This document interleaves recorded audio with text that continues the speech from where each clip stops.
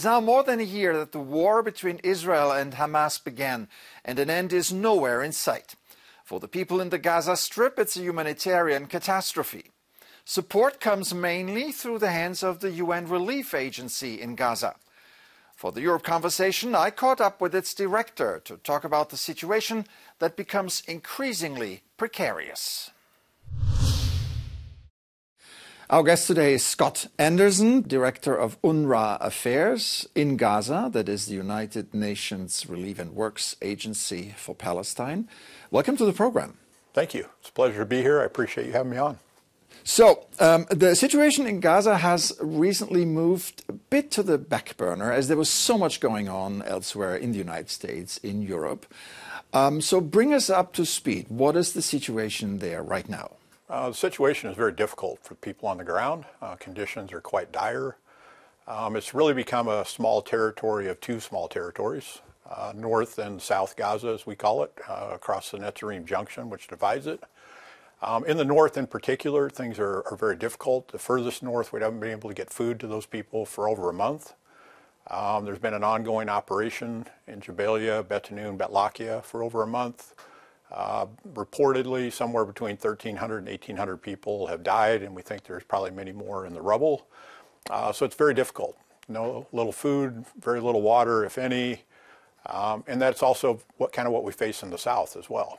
The most recent IPC report, which is a predictor of famine, shows that most people are in an emergency situation, which I don't find surprising, and that if we don't do something quickly, it could devolve into a full-blown famine, which would be a man-made condition and something that could easily be corrected if we just get enough aid in to take care of everybody.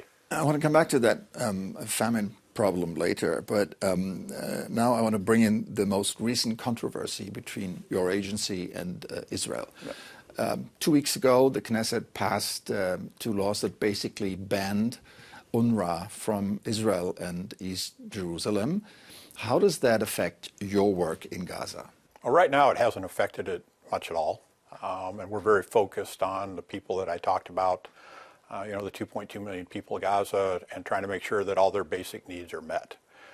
If the bill is fully implemented, it could certainly mean that UNRWA is no longer operational in Gaza. That could have catastrophic consequences for the people on the ground who really would bear the brunt of that decision.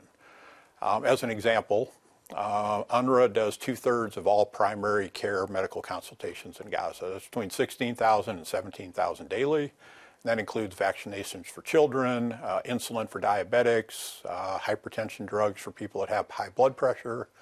If we're unable to operate, unable to continue bringing that aid in, that just all stops. And I said that would have potentially catastrophic situations for the people on the ground. Maybe as an information for our viewers, it's not only healthcare that you're providing. UNRWA also provides humanitarian aid, education, and other services. By cooperating with the local government authority, which is Hamas, a terrorist organization in the eyes of the European Union, how do you manage that? So first, we don't cooperate with them. There is a United Nations instruction that dates back to 2009. It's a no-contact policy, and what it does allow is technical cooperation. And that could mean things like we recently did a polio vaccination campaign in Gaza. The United Nations did. UNRWA played a large role in that with over 40% of the vaccinations. But we do coordinate with the Ministry of Health because there's no other way you can reasonably implement. Similarly, we do coordinate when we do education with the Ministry of Education, but it is coordination, it's not cooperation. Because of the reasons that you've said, including the way the UN views Hamas.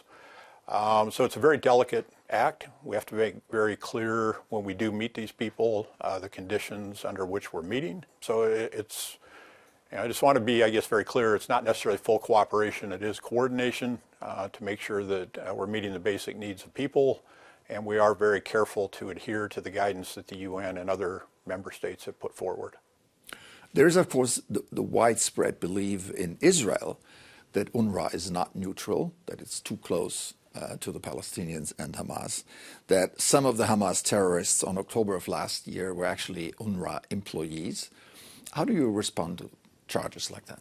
Our Commissioner General, when he was informed of this, he took very swift action back in January. All the cases were referred to the UN headquarters in New York. The Office of Internal Oversight undertook the investigation on behalf of the UN, and the contracts of those staff were terminated.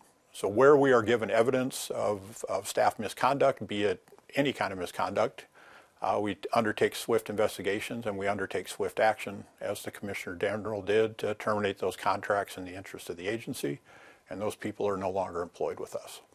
Yeah, I remember there were also Israeli charges that UNRWA facilities were being used to house Hamas terrorists, armament caches, and administrative headquarters. In response, your agency took action to weed out Hamas terrorists from among your employees. But can you say today that UNRWA has thrown out all Hamas operatives?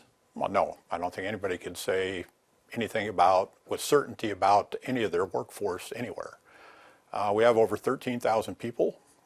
We do take the neutrality very seriously, as shown by the Commissioner General's very swift action. But no, I can't with certainty say that's done. I don't have evidence of more. I can say that. And if we did, we would take action. But no, we can't with certainty say that. That would be incorrect of us to do. Okay. A few days ago, the Famine Review Committee, which is part of a UN structure that monitors the global hunger and food security, called the situation in northern Gaza, and I quote, extremely grave and rapidly deteriorating. It called on all actors in the war and those who have influence on these actors to take immediate action within days, not weeks. Now, have you seen any activity following this warning? Do you see that people are willing to improve the situation or not?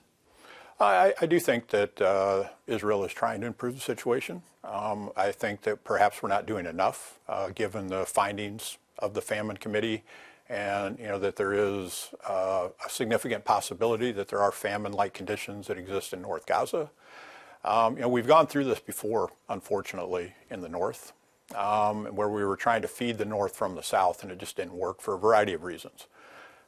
So with a lot of advocacy from the UN and from member states, we were able to get a crossing open from the north for the north. So we very much hope that we can start getting food to people again that are very much in need, and prevent would be a man-made famine from occurring in the north. Now, as we speak, Israeli airstrikes on Gaza, on Lebanon, continue.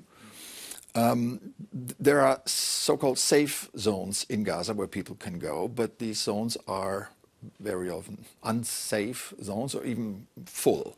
Yeah. Give us a full picture here. What is the situation? Well, there's nowhere safe in Gaza. That's been said by many people. I would echo that. Including the safe zones. Including the safe zones. There's been strikes and bombings in the safe zone. I visited Nasser Hospital after that had happened. You walk into the emergency room, you can quite literally smell blood in the air. And there's no disinfectant to clean the floors. There's not suitable supplies to take care of the patients. I've talked to doctors that work for medical international NGOs, and they say, the likelihood of infection if you go to a hospital is 100%, because they're just not clean to a standard that we would accept.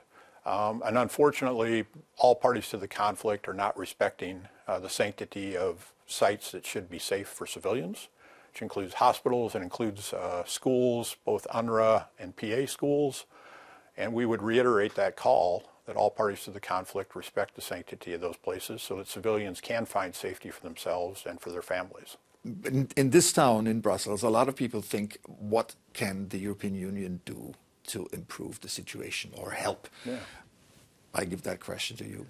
I mean, I'm here talking to the European Union. I've done a couple briefings today, and the European Union has a lot of member states, and they do have influence politically. They have significant influence politically, globally, including in Israel. And I do think that their voices will be heard if they ask for improvements in the situation, as the U.S. government has done. And I think the more people that are asking and the more requests that Israel gets, I think the more seriously they would take it. So that was the message I had for the European Union. We need funding to continue for UNRWA and all the other humanitarian partners on the ground. because the needs are only growing more, they're not lessening, and I don't see that situation changing anywhere in the near future. Are you sure about the European influence? I do believe that, yeah. We have a bloc of many countries. If they speak with one voice, I think it carries weight. And when they have spoken, one of the initial readings of the Knesset bill that we talked about earlier was going to declare UNRWA a terrorist organization. The European Union spoke very strongly against that, and it was removed. So I do believe that they have influence. I believe they are listened to, and they're still a very important player in global politics. You told me earlier that you have, as I understand, regular talks with the IDF, with the Israeli Defense Forces. Can you tell us a bit how these talks look like, and what are you trying to accomplish? Yeah, I mean, first, I think the talks are respectful and friendly. I first came to Gaza in 2008, and I know a lot of the people that work in the IDF and COGAT in particular since then. And it's a relationship of mutual respect and trust. And what we're discussing is we both want the same thing. Perhaps we want to achieve it differently, but we both want the same thing, which is to alleviate the suffering of civilians in Gaza.